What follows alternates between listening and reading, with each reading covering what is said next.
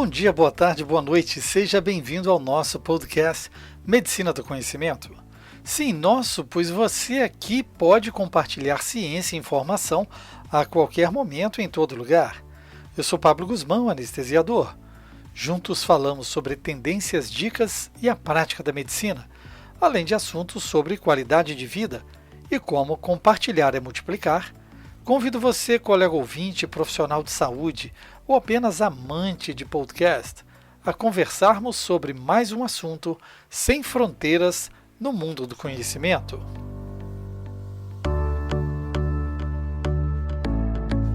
Nesse podcast, temos a grande oportunidade de conversar com a doutora Regina Chamon, médica clínica geral e hematologista com abordagem focada no estilo de vida e controle do estresse para melhorar a saúde.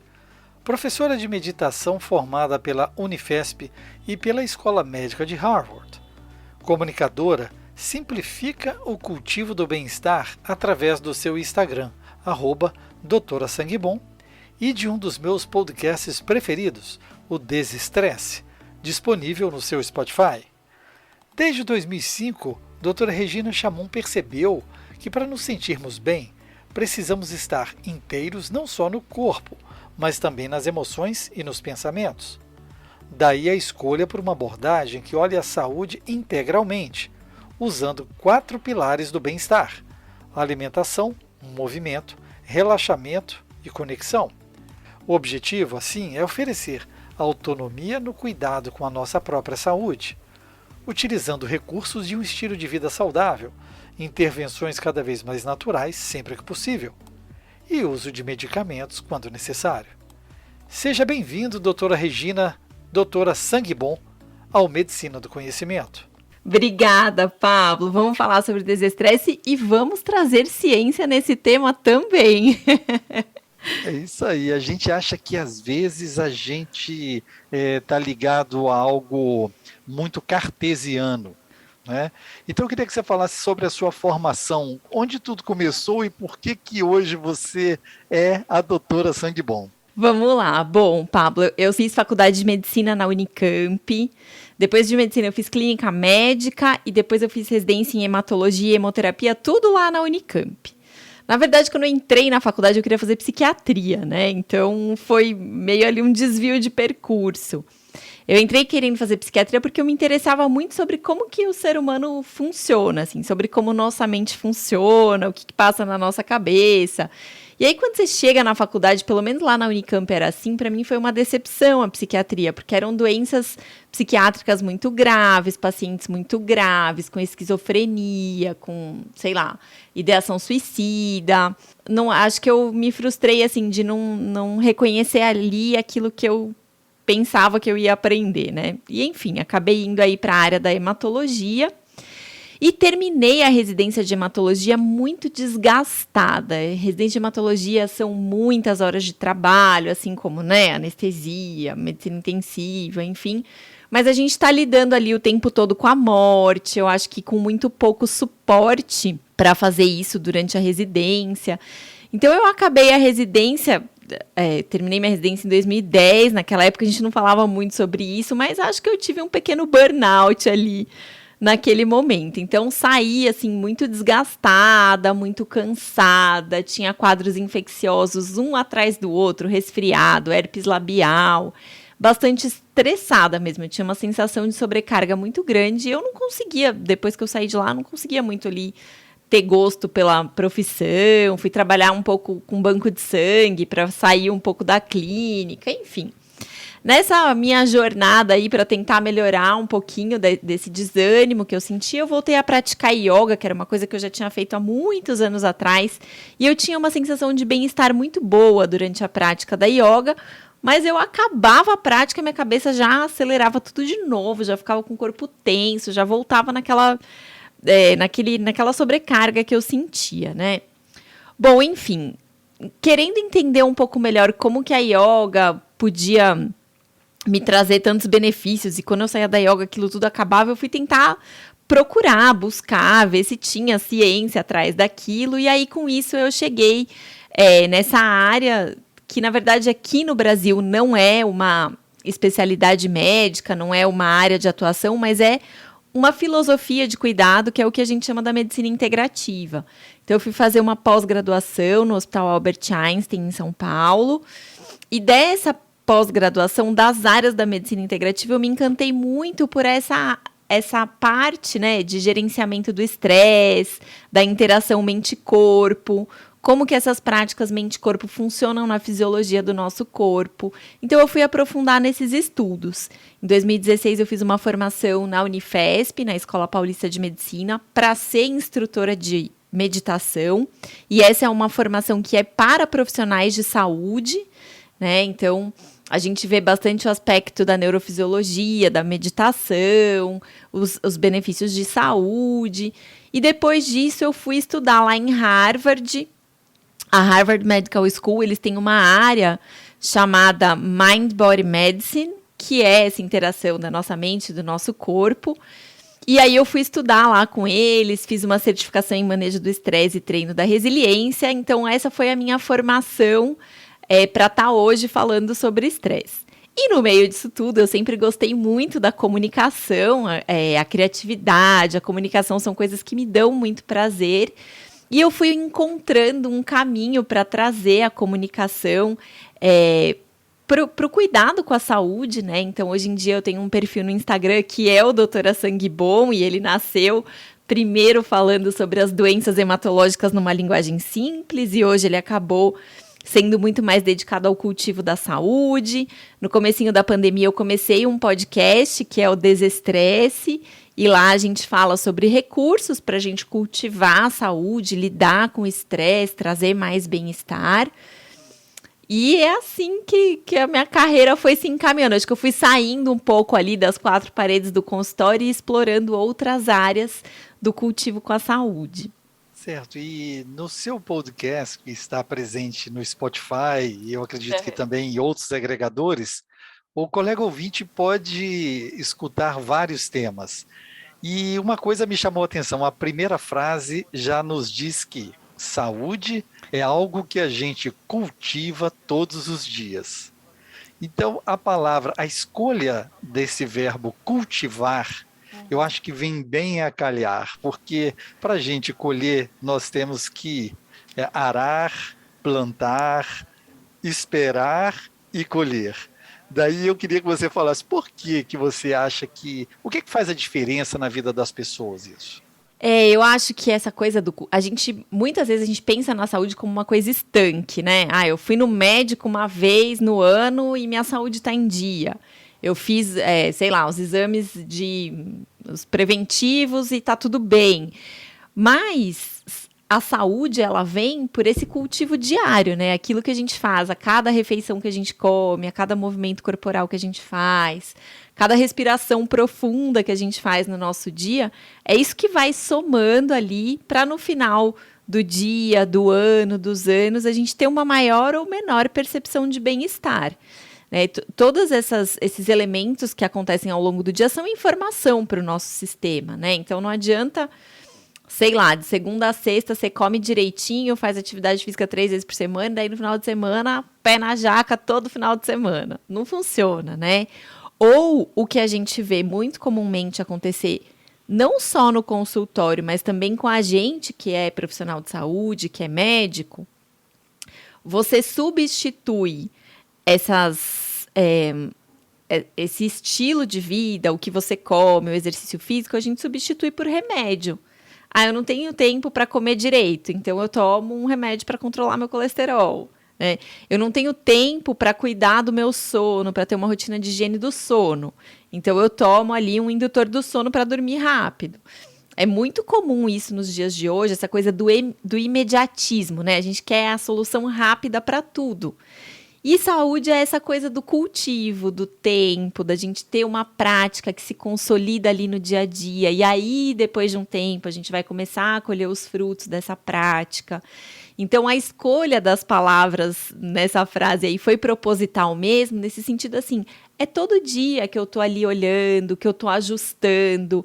Quando a gente vai cultivar uma plantinha, às vezes você precisa pôr mais água, porque o tempo está mais quente.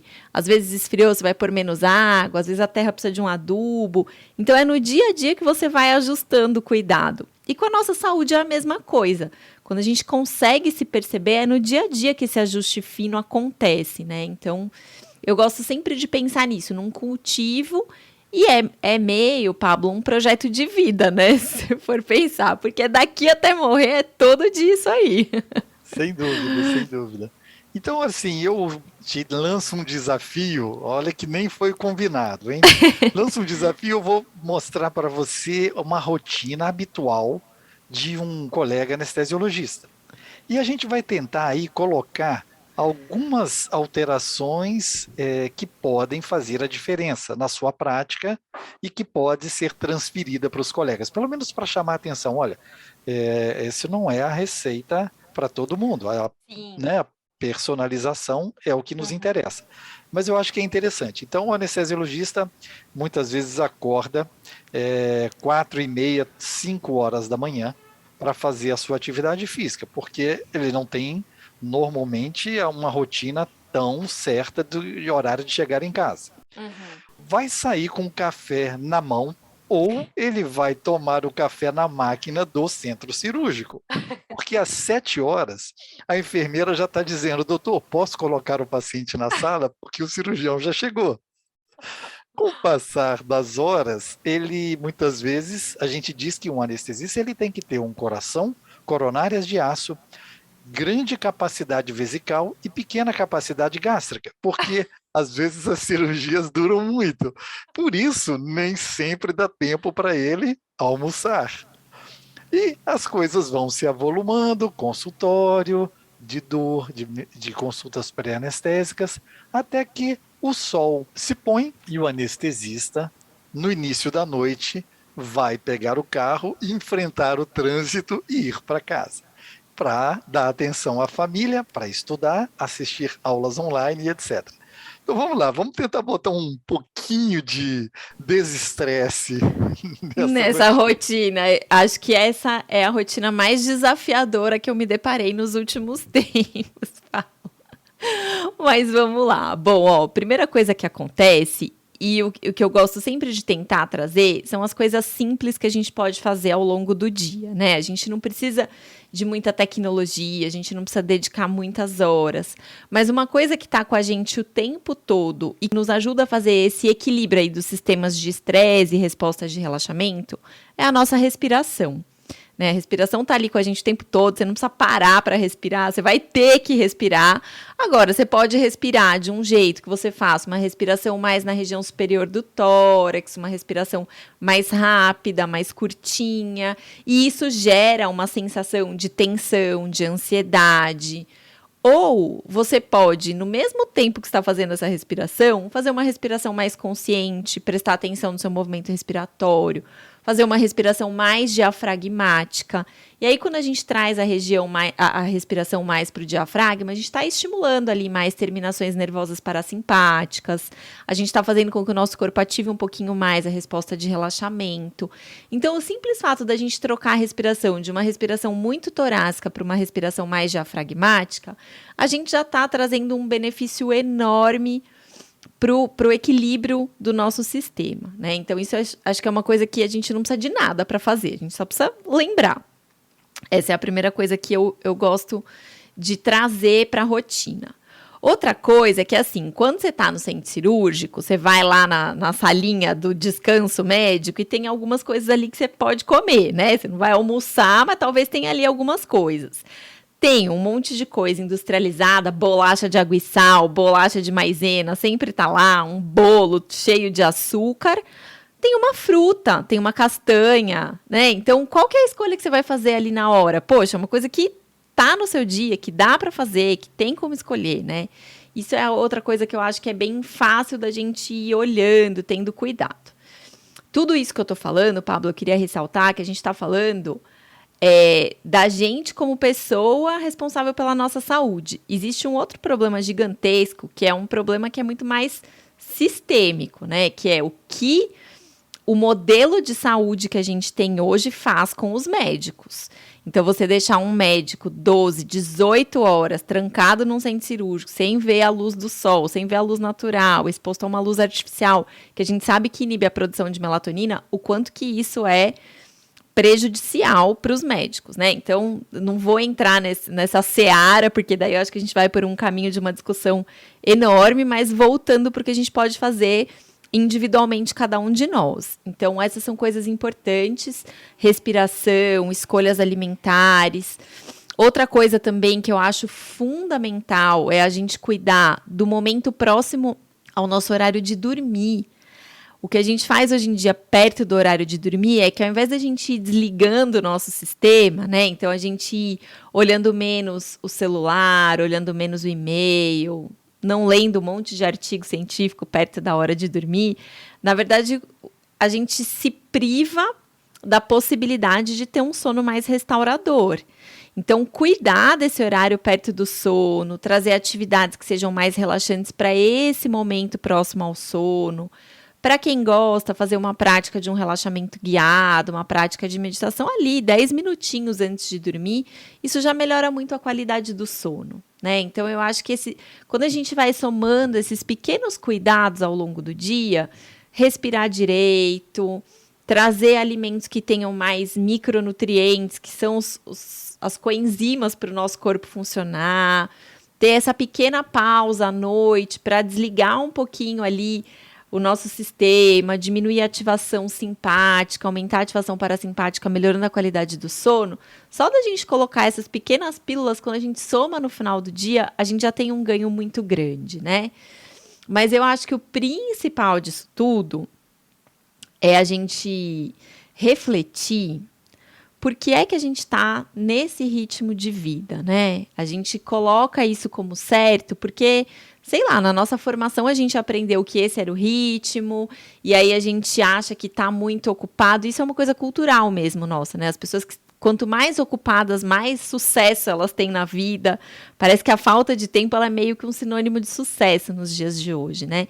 E aí, culturalmente, a gente vai se impondo esse monte de agressões para o nosso corpo, para as nossas emoções, para o nosso funcionamento cognitivo. E nunca a gente para refletir, gente, mas o que eu estou fazendo? Será que precisa disso tudo? Né? A gente só para refletir quando o nosso corpo interrompe a gente, quando a gente tem uma crise de dor, quando a gente entra em burnout, quando o corpo não dá conta mais. Então, acho que tudo isso é importante, essas medidas todas que a gente falou são importantes, mas eu acho que o mais importante de tudo é a gente ter períodos de reflexão de o que é que eu estou fazendo com a minha vida.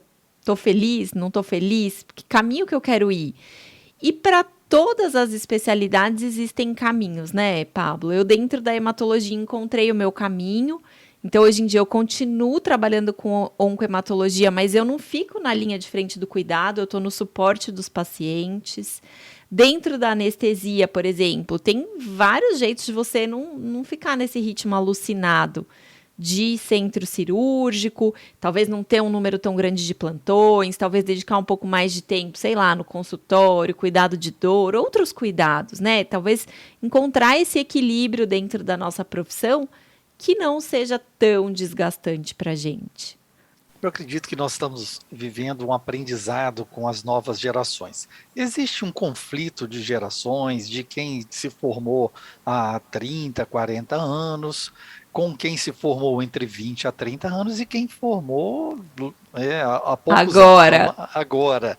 Então, nós estamos percebendo que esses valores, eles realmente foram modificados. Isso é natural na sociedade ao longo dos séculos, né? Deixamos de amar, deixamos de odiar várias coisas. É aquela história, o ovo já foi traiçoeiro, um grande vilão, depois virou um salvador e por aí vai, em tudo, né? Na medicina e no amor, nem sempre nem nunca. Eu acho que esse é o nosso lema. Mas você considera, existe então algum antídoto contra o estresse?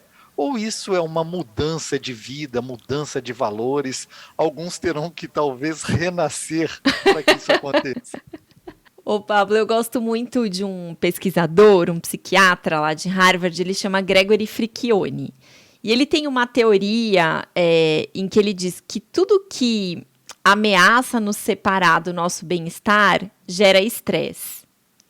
Mas tudo que é uma solução de conexão com o bem-estar gera relaxamento, né? Então, muitas vezes o que acontece nos dias de hoje é que a gente está tão conectado com algumas coisas que a gente fica super desconectado com outras. Então, às vezes, a gente esquece que a gente está com fome, a gente esquece as sensações corporais, a gente tem essa bexigona aí dos anestesistas, esquece de fazer xixi, porque a gente se desconecta daquilo que a gente está sentindo, a gente vai criando uma desconexão com o nosso corpo, com as nossas emoções. Então, eu acho que tudo que nos permite ter essa conexão, de novo, com a gente mesmo, com as pessoas que estão ao nosso redor, conexão com o próprio ambiente onde a gente vive, todos esses são mecanismos que nos fazem diminuir o estresse, promover o relaxamento, encontrar saúde. E então eu acho que assim, muita dessa sensação de segurança que a gente precisa para desligar o estresse do nosso corpo vem dessa percepção de conexão. E como é que a gente pode fortalecer essa conexão, né? Eu gosto muito de pensar nessa observação das nossas necessidades, observar o que eu estou precisando o que eu preciso agora, o que eu preciso hoje, o que está faltando aqui, ou o que eu já sei que me faz bem, que eu posso trazer um pouquinho mais, sabe? Eu acho que essa observação da gente mesmo falta muito nos dias de hoje. E é isso que muitas dessas práticas, que a gente chama de práticas contemplativas, que estão sendo tão estudadas hoje em dia, nos trazem, né? Se a gente for ver o tanto que se fala hoje em dia de mindfulness, de meditação, de compaixão, na verdade, essas práticas todas fazem a gente se olhar, se perceber, se conectar com aquilo que a gente está sentindo. Então, eu não acho que a gente precisa nascer de novo, mas eu acho que muitas vezes, quando a gente começa a entrar em contato com essas nossas necessidades, a gente acaba fazendo escolhas diferentes, escolhas profissionais diferentes. Às vezes, a nossa vida muda um pouquinho de caminho mesmo, né? Então, eu acho que é possível a gente lidar com tudo isso, mas que às vezes precisa dessa coragem de olhar para coisas que não estão muito boas e seguir em frente para mudar. Você falou de uma coisa muito interessante aí, que muitas vezes o médico ele é construído no processo do diagnóstico e da terapia, do processo terapêutico. Nós temos que achar um diagnóstico, esse é o bom médico, é aquele que sabe tratar. E muitas vezes nós não somos preparados para a humanização, o relacionamento, entender. As grandes escolas às vezes tentam nos afastar do sentimento para que a gente possa ter um pensamento racional e não utilizarmos o nosso sentimento no tratamento dos nossos pacientes. Isso, talvez, nas décadas para trás, esse seria o processo da construção da medicina. Hoje vivemos uma outra situação. Talvez estarmos perdidos seja o primeiro passo para uma nova mudança e uma mudança feliz. Por isso eu te pergunto, existe algum conceito para a felicidade? O que é ser feliz? Meu Deus, que pergunta filosófica, né?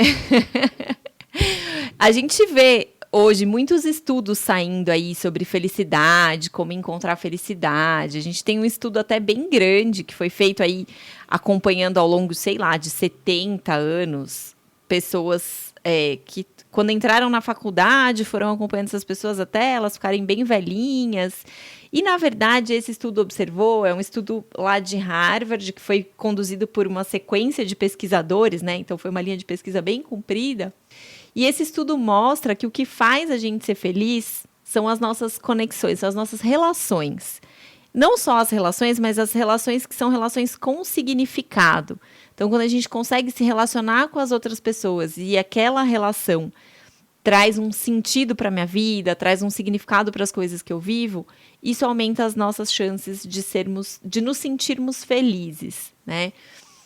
Então, acho que essa retomada das relações, esse cuidado com as nossas relações, esse cultivo, de novo, né, das nossas relações, é fundamental. E a gente está num momento em que a gente está numa corda bamba ali, né, de dar uma escorregada, porque a tecnologia, o mundo digital, às vezes nos rouba essa possibilidade de ter relações com muito significado. Então, isso é uma coisa, acho que é um ponto de alerta que a gente precisa estar ali sempre buscando, né?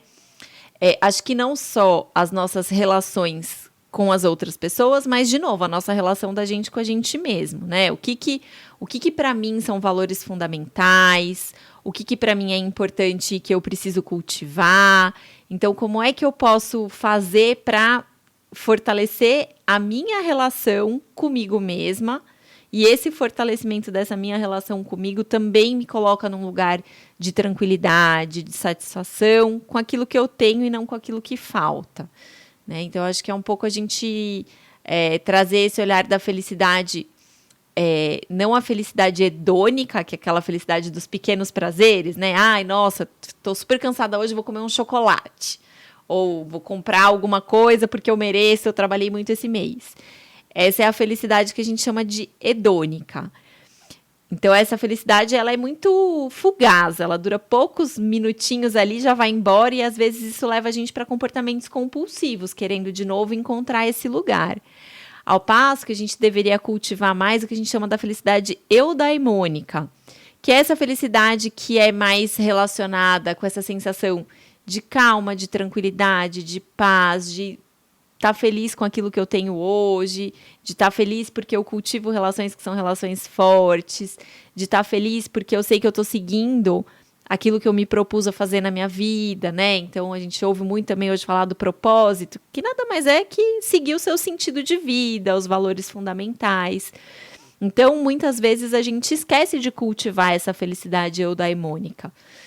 Eu acho que essas reflexões todas nos fazem, de novo, rever tudo que a gente está vivendo, como a gente está vivendo, e às vezes fazer escolhas que nos permitam estar mais próximo desse lugar de simplicidade, mas que a gente cultiva sensações, percepções duradouras. Você falou sobre propósitos da medicina integrativa e realmente eu tenho aprendido isso ao longo do tempo, tentado, né, mesmo não sendo especialista na área, e algumas coisas me chamam a atenção. A importância do relacionamento, né, de estar ao lado de quem nos faz bem, né, tentarmos evitar a toxicidade das pessoas, mas existem outros fatores também que a medicina integrativa nos mostra, baseado em evidências, de que isso realmente pode melhorar a nossa qualidade de vida. O que você poderia ressaltar? Bom, vamos lá. Questão do sono é fundamental. A gente sabe que o sono está relacionado com o momento ali que o nosso corpo restabelece uma série de funções metabólicas, regeneração, reparação de DNA. Se a gente não dorme bem, no dia seguinte, maior tendência à irritabilidade, alteração de memória, dificuldade de aprendizagem, impacto enorme na nossa capacidade de concentração, foco, atenção. Então, o sono é fundamental. Junto com o sono, a gente tem essa questão do manejo do estresse, né? Que é muito importante a gente reconhecer o que nos estressa, reconhecer quais são os sinais de alerta do estresse no nosso corpo, quais são os comportamentos que eu costumo ter quando eu me sinto estressado, quais são, sei lá, as dores que eu costumo ter quando eu estou estressada, e como que eu faço para equilibrar isso? Como que eu consigo trazer para o meu dia a dia práticas que induzam o relaxamento, atividades de lazer que me coloquem nesse lugar de um ócio, às vezes, criativo, utilizar a criatividade como um recurso também de cuidado com a nossa saúde. Tempo de descanso. A gente acha que descansar é dormir, né? E, na verdade, são coisas diferentes. A gente precisa de tempo de descanso ao longo do nosso dia, reservar horários da nossa agenda para fazer uma atividade que você gosta, para ouvir uma música, para apreciar a natureza. Isso é bem importante quando a gente pensa nessas práticas também, né? E junto com o descanso, esse equilíbrio com o movimento, com a gente estar fisicamente ativo, o nosso corpo está ali preparado para lidar com a adversidade. Então, o exercício físico, ele é uma ferramenta muito legal para ensinar o nosso corpo a lidar com situações de estresse, né? Então, o exercício físico também é bastante importante. Dentro da medicina integrativa, a gente preza muito pelas práticas que são mais naturais e menos invasivas. Então, muitas vezes a gente vai por um caminho de repente, utilizar um fitoterápico, um produto herbal. Claro, não em situações de urgência, né? Mas você está se sentindo ansioso, está com uma tensão muscular. A gente busca primeiro o caminho, de repente, de um chá, de uma fitoterapia, de uma massagem. E se isso não é efetivo, aí a gente vai para a alopatia. Né? Então, buscar a famosa receita de vó, né? Buscar lá nas nossas ancestralidades, na medicina mais tradicional, quais são recursos mais naturais que de repente eu posso juntar aqui no meu tratamento. Mas eu acho que tudo isso, Pablo, são ferramentas através das quais a gente exercita o autocuidado. Então, quando a gente fala de medicina integrativa, o que a gente está falando é da gente ter esse olhar de perceber as nossas necessidades, respeitar aquilo que a gente precisa e se cuidar. Né? Como você vai fazer isso? Qual é a ferramenta através do qual você vai fazer isso? Isso vai muito aí de acordo com o seu gosto pessoal, com as suas crenças, com o que você teve aí de experiências ao longo da vida. Mas é, de novo, sempre essa retomada de um olhar para o que eu preciso agora, quais são minhas necessidades.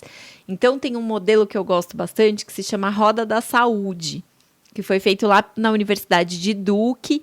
E aí eles colocam no centro dessa roda a sua consciência, a sua percepção do que acontece com você. É a partir dessa percepção que aí você vem com as práticas que a gente chama hoje aí das práticas de autocuidado, alimentação, exercício físico, meditação, técnicas de relaxamento, desenvolvimento pessoal. E depois a gente vai para essa camada do cuidado profissional, de buscar um profissional de saúde que me acompanhe, que me oriente.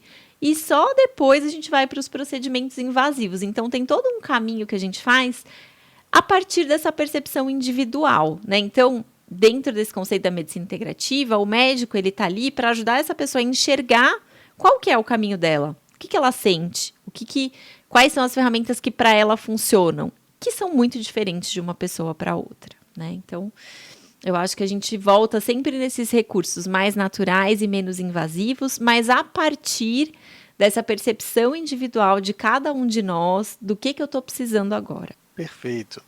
E no nosso mundo, dentro da tecnologia, né, dos colegas intensivistas, anestesistas, os cirurgiões, a gente está sempre muito ligado em tecnologia, em aplicativos, em números, em dados.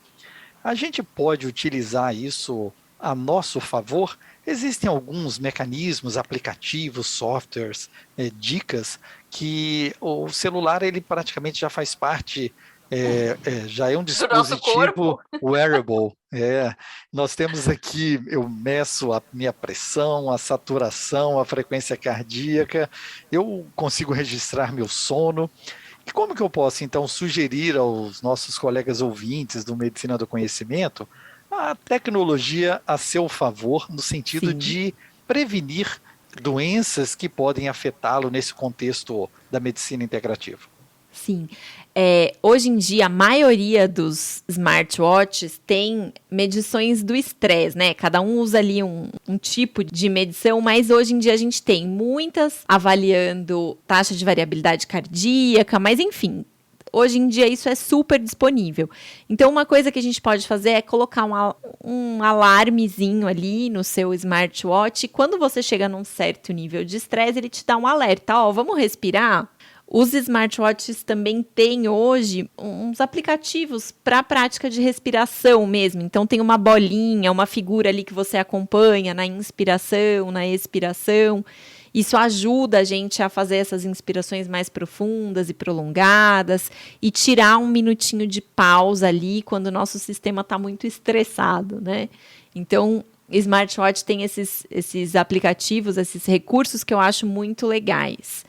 Outra coisa, a gente tem uma série de aplicativos hoje em dia que trazem essas práticas de relaxamento, práticas mente-corpo, práticas de meditação. Então, isso também depende muito do gosto pessoal. Tem gente que gosta de fazer prática guiada, tem gente que não gosta, mas enfim, tem uma infinidade aí de aplicativos que trabalham aí com as técnicas mente-corpo, que a gente chama, né? Então, esses são 2 recursos que eu gosto bastante de utilizar no dia a dia, que eu acho que são coisas fáceis, que estão à nossa disposição, assim, o tempo todo, né? A gente tem outras ferramentas tecnológicas que mais de uso aí no consultório, como, por exemplo, esses medidores de biofeedback, que a gente consegue ensinar o paciente como que ele estimula o relaxamento através da respiração, e aí ele vai acompanhando um gráfico, né? Então, ele percebe que quando ele respira assim, a frequência cardíaca reduz, a frequência respiratória entra num ritmo mais tranquilo, a pressão arterial reduz. Mas aí isso a gente faz mais num contexto ali do consultório. Eu acho que para o dia a dia mesmo, setar um alarme ali no seu smartwatch para medição do estresse e te lembrar de respirar. E os aplicativos eu gosto muito. Aí eu vou puxar a sardinha pro meu lado, né? Tem um aplicativo chamado Lojong, que é desenvolvido por uma turma aí de brasileiros, e é um aplicativo que tem várias linhas ali de práticas. Então, tem técnica de mindfulness, tem um outro grupo de práticas que é de cultivando equilíbrio emocional. Eu tenho um programa lá que chama Saúde Integral, e tem uma parte desse aplicativo que ele é gratuito e uma parte que é paga. Tem ali coisas também, técnicas, práticas para a gente fazer com as nossas crianças. Então, esse é um que eu recomendo, acho bem bacana. Já foram dicas importantes, já que eu acho que dá para botar em prática com pouco investimento, né? E mesmo com aquilo que muita gente tem e nem sabe que o seu smartphone lhe proporciona. Agora eu queria, Regina, que você falasse um pouco sobre seu programa online, saudavelmente, cultivando calma, meditação na prática clínica para esses malucos dos profissionais de saúde, né? Como é que isso funciona? Vamos lá, Pablo. Então, assim, quando eu comecei a estudar meditação, muitas vezes a gente ouve meditação e a gente associa isso com uma tradição religiosa ou com uma filosofia, como a yoga, e às vezes isso vem com uma linguagem que não é muito acessível pra gente, né? Médico, ocidental, vivendo essa vida louca. Então, ao longo desses anos de estudo, eu fui entendendo que tem sim um jeito da gente entender a meditação dentro dos nossos processos da fisiologia, entender, né, nas áreas cerebrais o que funciona enquanto eu estou meditando, quais áreas que ficam menos ativas, quais áreas que ficam mais ativas. E, enfim, eu fui entendendo que existe uma linguagem através da qual a gente que é médico, que é profissional de saúde, consegue entender o que está acontecendo. E não fica essa coisa tão mística, tão esotérica, que muitas vezes a gente se depara por aí. E aí, na tentativa de trazer isso um pouco mais para outros colegas médicos, para os meus pacientes, eu fui desenvolvendo esses cursos aí, esses programas que você falou. Então, eu tenho um curso online que é o Meditação na Prática Clínica. Ele é online, mas é ao vivo. E aí, dentro desse curso, é um curso de 4 horas e eu vou passando ali por todas as referências científicas de benefícios da meditação para a saúde, neurofisiologia da meditação. Trago ali também um pouquinho da resposta de estresse, resposta de relaxamento e algumas práticas para a gente aprender aí, de fato, a meditar, né? Esse curso é um curso que eu abro turma dele 3 ou 4 vezes por ano, e aí eu sempre divulgo ali nas minhas redes sociais, no meu site, quando tem abertura de turma nova, tá para acontecer uma turma. Nós estamos gravando aqui no final de junho de 2022, tá para abrir uma turma aí nos próximos meses. E aí, muitos pacientes começaram a me pedir também, doutora, mas você só fala para profissional de saúde, a gente também quer aprender. E aí, eu desenvolvi esse outro curso, que é o Cultivando Calma, que é um curso de meditação para iniciantes, né, para pessoas que têm interesse em meditar e não precisa necessariamente ser profissional de saúde. Ele está saindo num formato gravado agora, porque aí cada um pode fazer no seu tempo. Então, também no site, lá no meu site, reginachamon.com, eu sempre coloco, quando abre, vagas para as turmas online. E esse programa Saudavelmente é um programa de 8 semanas de redução do estresse. Então, ali a gente vai trabalhando de maneira um pouco mais aprofundada e com práticas baseadas nas ciências contemplativas, terapia cognitivo-comportamental. A cada semana, a gente trabalha um aspecto do manejo do estresse, alimentação, exercício físico, sono, relacionamentos, enfim, e sempre apoiado numa prática aí de meditação ou numa técnica que induza a resposta de relaxamento. Então, foi o jeito que eu fui achando, eu gosto de brincar, que eu gosto de trazer a medicina para fora do consultório. Esse jeito foi um jeito que eu consegui trazer esse cuidado com a saúde para fora do consultório e continuar esse contato com os meus pacientes, não naquele ambiente muitas vezes tão rigoroso que é o consultório, né? Que fica uma coisa muito de bate-pronto ali, mas é a gente ir fazendo esse cuidado continuado fora da nossa sala. Então, é isso. Você já está num upgrade, que eu estou tentando sair das 4 paredes do centro cirúrgico, você já está saindo das paredes das unidades de saúde. Mas sabe o que, Pablo? Eu acho, quando a gente entra num curso de medicina, enfim, qualquer curso da área da saúde, a gente aprende muito sobre doença. Mas a gente não aprende nada sobre saúde. Se for ver, a nossa formação ela é voltada para a doença. Então, se alguém chega no meu consultório e fala, como é que eu fico mais saudável? Às vezes a gente dá aquela engasgada, né? Que foi o que você falou, é diagnóstico e tratamento. Então, eu acho que sim, a gente precisa fazer isso, é óbvio que a gente precisa. A nossa saúde melhorou muito depois que a medicina teve essa evolução, da gente ter tratamentos, ter protocolos. Mas a gente também precisa ampliar esse olhar e entender como que a gente cultiva a saúde. E para a gente que é profissional, eu vou um passinho além. Eu acho que para nós, cultivar a nossa saúde é uma questão de ética profissional. Se você não está bem de saúde, seja saúde física, seja saúde mental, você não consegue entregar o seu melhor.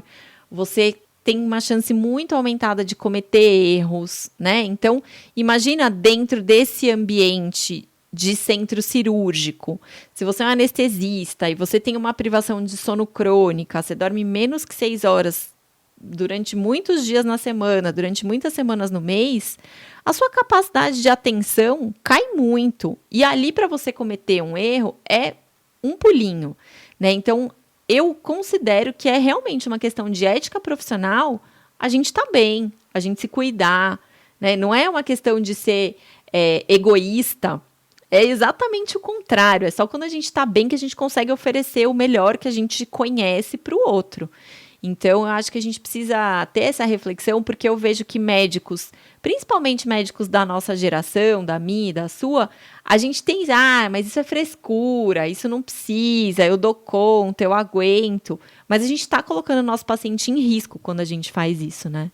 Sem dúvida. E eu acho que a gente tem que também exercer no nosso dia a dia ações importantes como a ação da gratidão. Por isso eu te agradeço, Regina Chamon, doutora Sangue Bom, e te peço que deixe para os nossos colegas, né, que nos ouvem no Medicina do Conhecimento, uma mensagem que você considera importante no seu dia a dia. Tá, Pablo, eu que agradeço o convite e a paciência para a gente conseguir bater essas nossas agendas, né, para estar aqui hoje conversando. Você falou um pouquinho do meu podcast, que é o Desestresse, e no Instagram eu tenho o @doutora Sangue Bom. Ali são canais por onde eu falo muito sobre essa questão do estresse, da nossa percepção de que é possível ter uma vida com mais bem-estar, fazendo coisas muito simples, né? Então, esses são canais aí que o pessoal pode ouvir mais ou entrar em contato. Eu estou sempre bastante disponível ali pelo Instagram. E o que eu acho que fica de mensagem, assim, dessa nossa conversa de hoje e que serve de uma sugestão para quem está ouvindo a gente, é realmente ter algum momento do seu dia que seja um minutinho que você possa parar em silêncio, fazer uma respiração tranquila e se perceber. Eu acho que é a partir disso que todas as outras ações vêm, né? Então, a gente se permitir ter esse 1 minuto do dia que pode ser, por exemplo, a hora que você está tomando banho, né? Tá ali no chuveiro, tomando banho, tá com a cabeça pensando na agenda do dia seguinte, na mensagem que você não respondeu, num monte de coisa.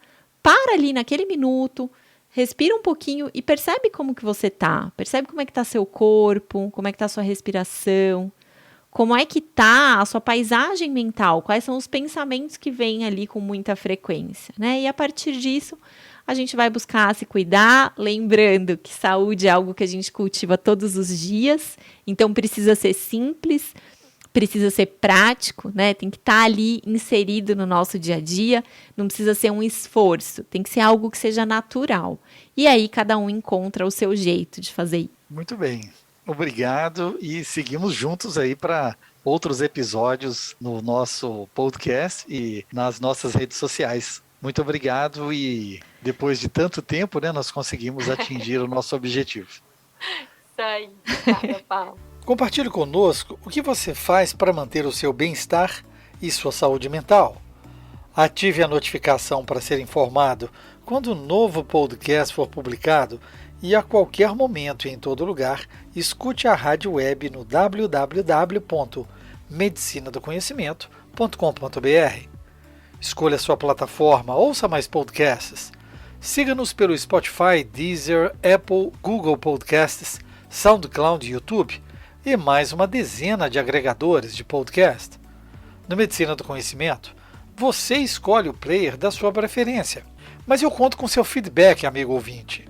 Eu te convido a compartilhar nas suas redes, divulgando esse podcast para pelo menos 2 pessoas que merecem ouvi-lo. Desafie o seu colega mais cético a pensar no assunto. Deixe seu like onde ouvir. Isso aumenta a divulgação do projeto. Além disso, você pode entrar em contato e sugerir o próximo tema. Fique ligado nas redes sociais Twitter, Facebook e Instagram, Medicina do Conhecimento. Afinal, compartilhar é multiplicar.